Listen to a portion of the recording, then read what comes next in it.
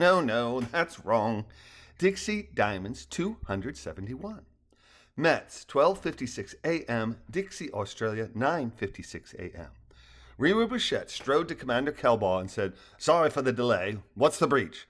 "Our man with the scam," Kelbaugh said, nodding towards Jones, "has been cooperating, and we all had a look at that Gethsemane video that Brency had labeled and pinned for ease of access.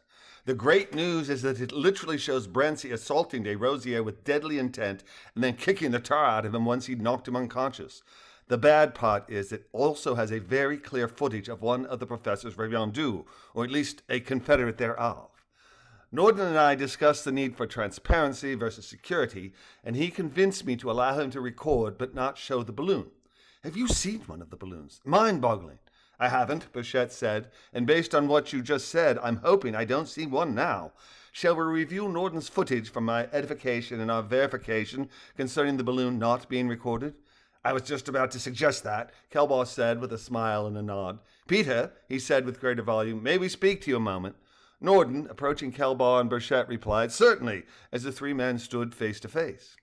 "Richard tells me that you agreed to record Gethsemane discreetly so the revendu would not be seen," Rewe said. "May I have a look at your recording?" "Certainly," Norden replied, turning his camera such that Bichette could view the footage.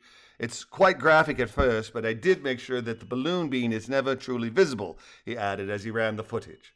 Bichette watched in silence during the violent beginning and continued watching through the footage showing the floor, accompanied by a few noises as Balloony moved de Rosier until the segment ended. "That's adequate, Peter. The camera angle, I mean. I take it the balloon was aiding de Rosier?" "It was," Norden said. "With permission, I'd greatly appreciate it if Ms. Lovelace were to go to the next segment based on date and time. I think we'll learn a lot about our balloon and its abilities and possibly gain insight into its intentions."